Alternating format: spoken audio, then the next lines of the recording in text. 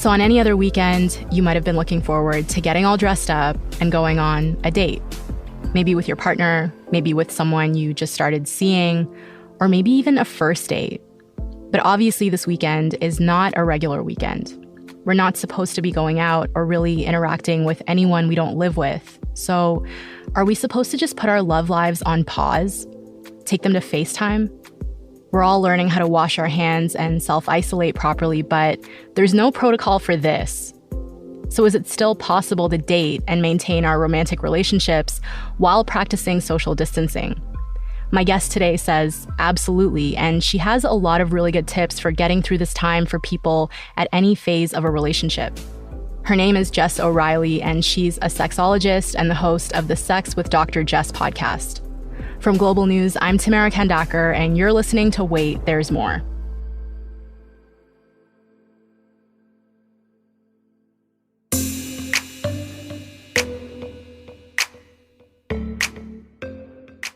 Hi, Jessica. Thanks so much for doing this. It's my pleasure. I'm sitting at home with more time than I'm used to. Me too.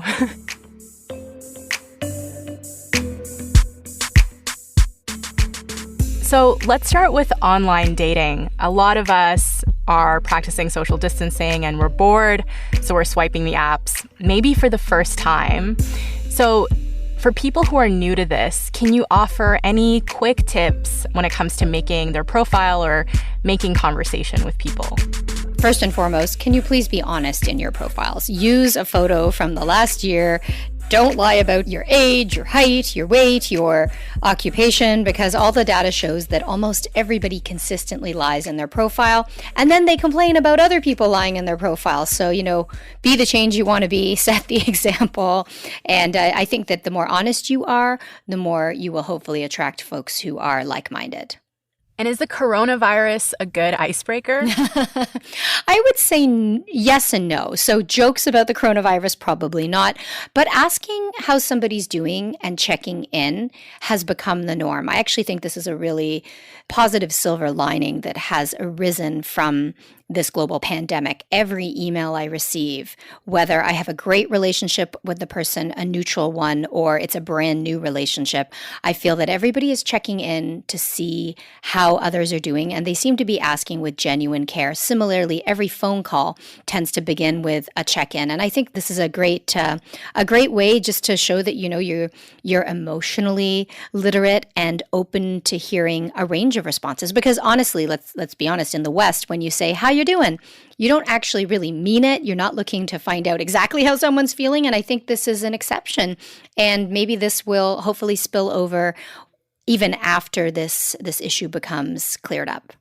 So I'm hearing a lot of friends say that they're actually having pretty good luck on the apps these days. So people are responding to messages and holding conversations, which, sometimes die on these apps pretty quickly. Do we know if people are using the apps more right now? Are they spending more time on them? Well, we have some apps reporting that their user base is going up and that the number of minutes spent conversing with other people is increasing. And this simply makes sense because all digital technology platforms seem to be experiencing an increase in user traffic. I mean, think about normally you and I would be meeting face to face, and now instead we're using some sort of a digital platform to record. So it makes sense that there's an increase in usage. And so maybe that means there are more choices out there, better choices out there. I love that you're saying that you're reporting that people are spending more time talking rather than just, working from an economy of reaching out to 2,000 people with a hi. I think that's really cool. I'm happy to hear that. So maybe there's an upside to this, like people slowing down to get to know a person because there's no distractions. Yeah, I think being more attentive and just being more mindful because we're not rushing through everything the way we normally do. So even with our meals, we tend to kind of shove them in our mouths because we want to get back to work or we need to get to the next thing. But now that we're forced into, private confines, we have time to slow down and really sip the coffee or drink the tea or enjoy the wine or, take a bite and eat more mindfully. And I think that's actually going to translate into the bedroom. When we get more in touch with the physical pleasures in life, it becomes transferable into sexual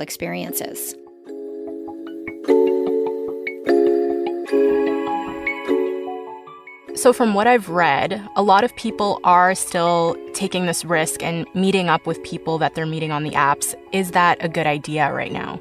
No, we know the answer is no. Social isolation doesn't mean meeting new people. It doesn't mean inviting a friend over for drinks or coffee. The public health agencies have come out and been very clear about that. If there was any ambiguity a few days ago, it is no longer ambiguous, especially if you're on social media. And so I think we all need to take responsibility. It is not time to stop dating, but it is time to stop dating in the flesh. There are many ways to date online. People are having their first dates over coffee in their kitchens. How intimate is that? So I've got my coffee, you've got your coffee. You can learn about the fact that I like to weigh my beans and hand grind them. And maybe I learned that you just drink drip coffee. Not just, you drink, look at that judgment. There are so many ways to date.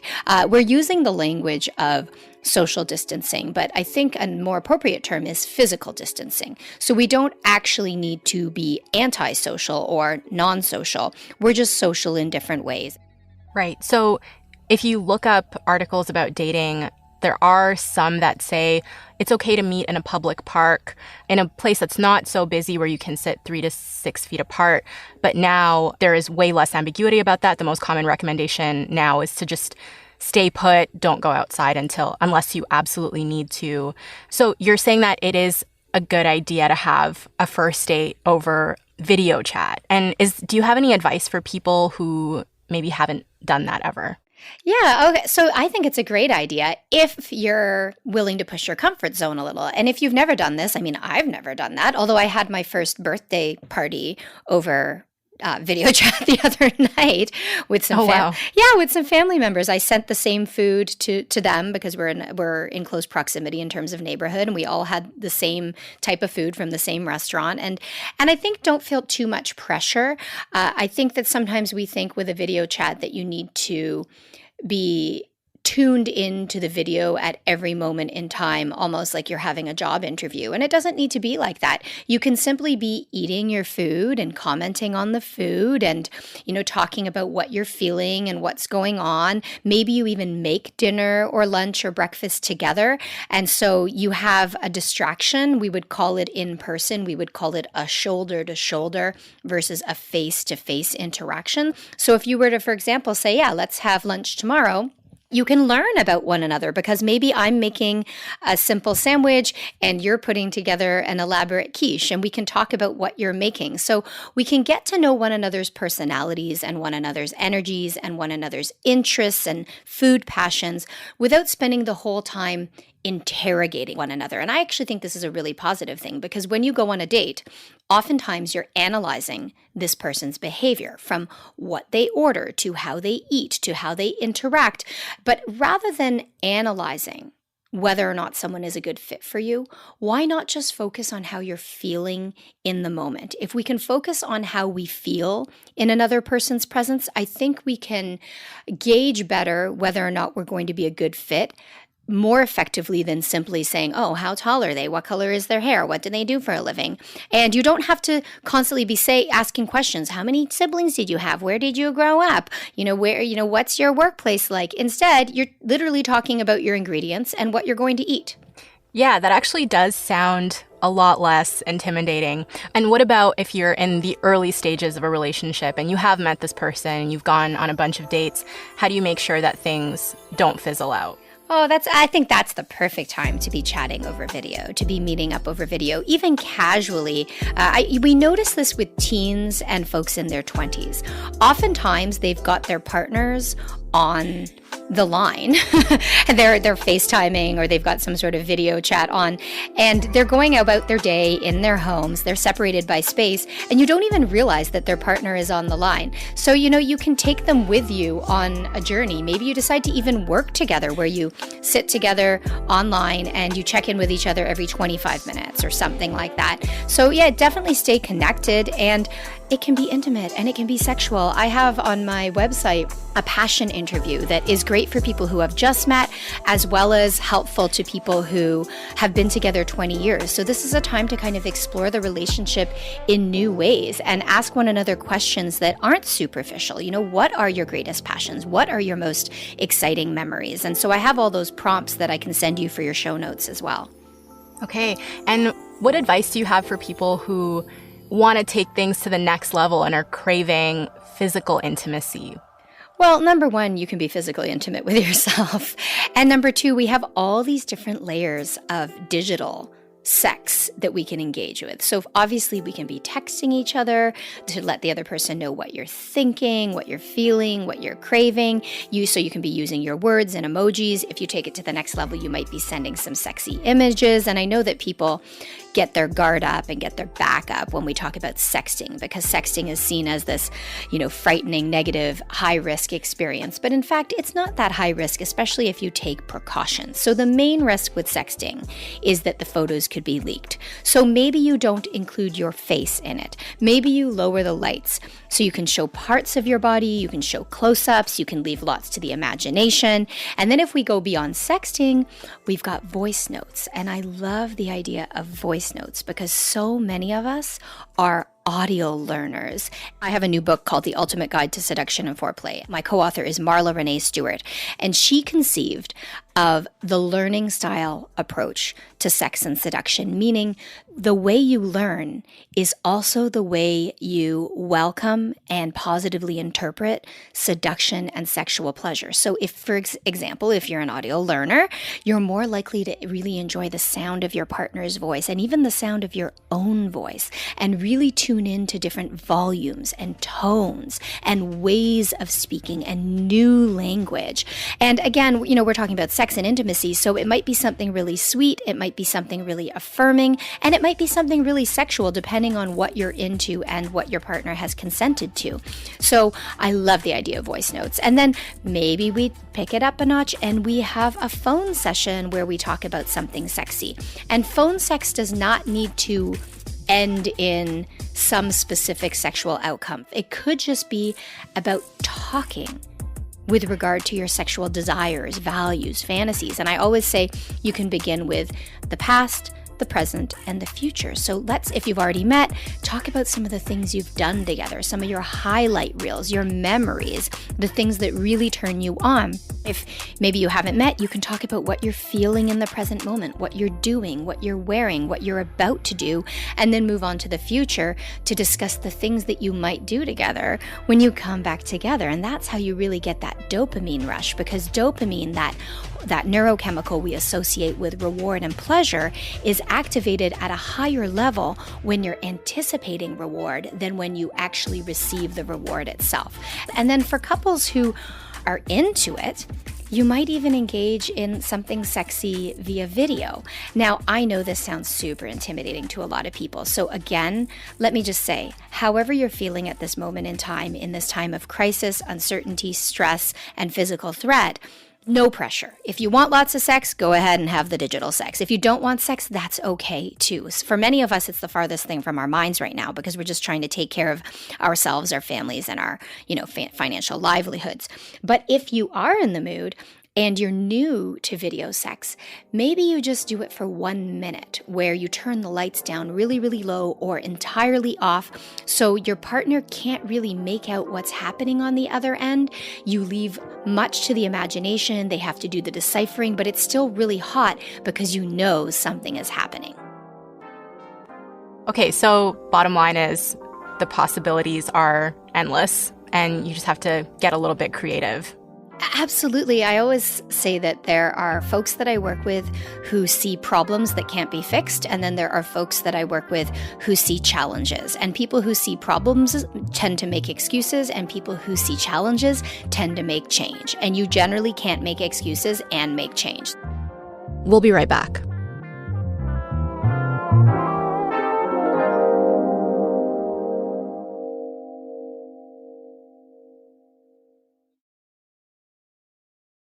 Can we talk about couples who are living together or still seeing each other in person? Should anyone in an existing relationship be changing their sexual behavior? That's a good question. I would want to defer to the directives from public health agencies on this, but I will say, for example, if one of you has been traveling internationally and you've been told to socially isolate, that will mean that you also are going to try and socially distance from the person within your house. So if the person is high risk, so if we're talking about somebody who's older or immunocompromised, you're going to do your best to actually not come into contact with that person. I know in some cases, people have found alternative living arrangements for that person where they'll be safer during the 14 days of self-isolation. If it's somebody who is maybe young and healthy, you're still going to want to socially distance. And I know that in, for example, in big cities like Toronto and Vancouver and Montreal and Calgary, where space is at a premium and real estate is expensive, we don't all have spare bedrooms. So I think we have to get a little bit creative and really just be monitoring our symptoms. And right now that there are online screenings. If you have any symptoms at all, I know getmaple.ca has free online screenings if you have any symptoms at all, if you've been traveling, if you come back. So if, however, you have been living under the same circumstances. So I can give you the example of my husband and I are currently in self-isolation because we had been traveling abroad, but we've been traveling together. So we're self-isolating together and we haven't had to change anything. So if you don't have to change anything for safety purposes, I would say this is the perfect time to revolutionize your relationship and sex life because meetings are canceled, trips are canceled, there are fewer distractions unless you decide to engage with every little piece of news. And this is a time to have more meaningful conversations, to talk to one another about your sexual values. What are the messages you received about sex when you were younger? What were the sources of those messages? Do you value those sources? Are there messages you want to retain, messages you want to discard? How important is sex to you? What are the practical, personal, emotional, and physical elements of sex that matter to you? These are conversations that we should be having with ourselves and then with our partners. And what better time to have them than when you actually have the time? Now, having said that, it's not all rainbows and sunshines. This is a time where the directives are changing daily and we're all feeling really nervous. For others, if you feel your stress just doesn't feel that manageable, maybe it's not the time to dive into these vulnerable conversations, but maybe you could just take an extra 10 minutes a day to lie together and just breathe together because we have evidence that the body syncs up when you connect physically with your partner. If you look one another in the eyes, if you hold hands, what happens is your heart rate, your blood pressure, your breath rate, all of these functions can begin to get in sync. And getting in sync physically can help you to also get in sync emotionally. So I want to just emphasize that I don't want to pressure people to, create one specific outcome during this time. But if you do have the extra time, can you invest it in your relationship?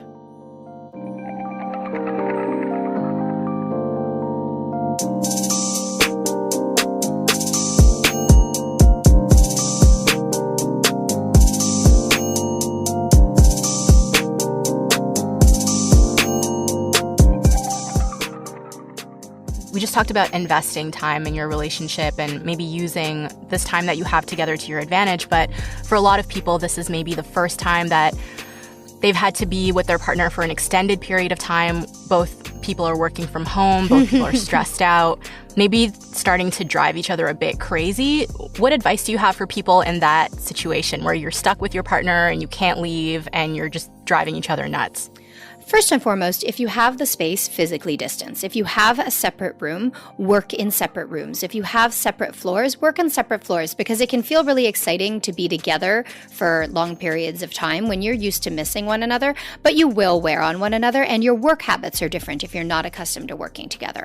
I also suggest that you make schedules for yourself. So at what point in the day do you invest in work? At what point in the day do you invest in your physical health, in your relationship? So I have a list on my whiteboard in front of me where every day I want to do one thing to make an improvement to the house. Maybe that's organizing a drawer or hanging a painting. Every day I want to make one health investment, physical health, one mental health investment. So today, for example, I woke up and rather than going straight to work like I normally do, I read 15 minutes fiction for pleasure. I want to accomplish one business decision every day or something related to business growth.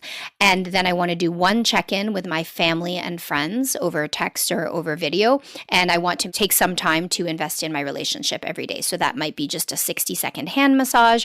That may mean snuggling while we curl up and watch a show. But those are my 6 focus pieces for this quarantine.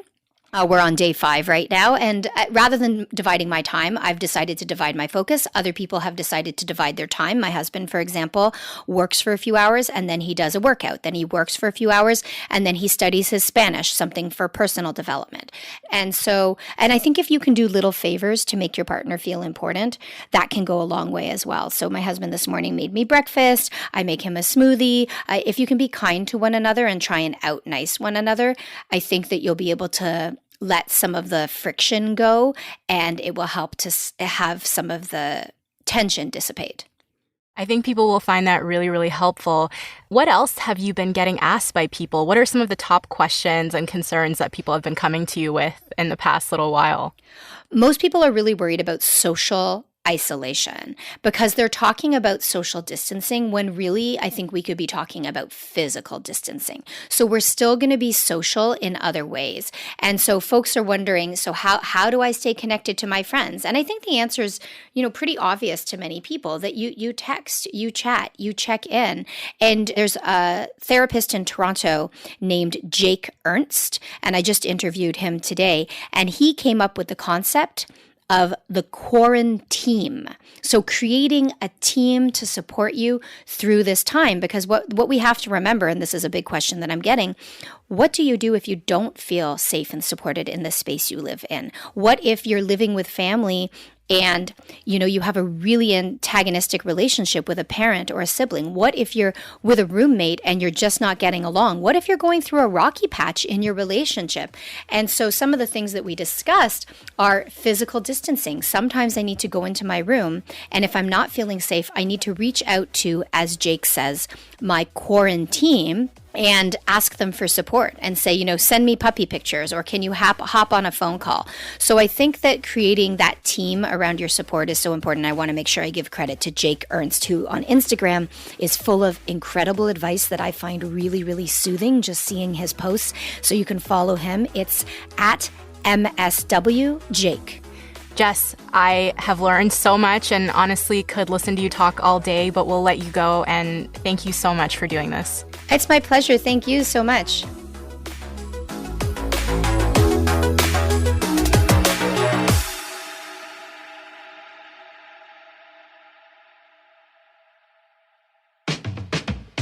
All right, that's the show. Thanks so much for listening. A couple of quick updates on the new COVID-19 related restrictions at the US-Canada border, which we talked about earlier this week. The ban on non-essential travel between the two countries goes into effect at midnight tonight. And earlier today, Prime Minister Justin Trudeau announced that asylum seekers who cross the border irregularly into Canada will automatically be sent back to the US. Today, Canada and the United States are announcing a reciprocal arrangement where we will now be returning irregular migrants who attempt to cross anywhere at the Canada-US border.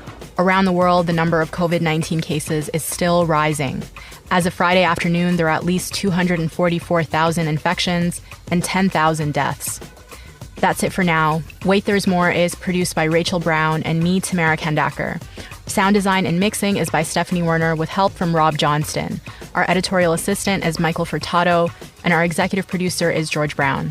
I hope you stay inside and stay safe this weekend, and I'll talk to you on Monday.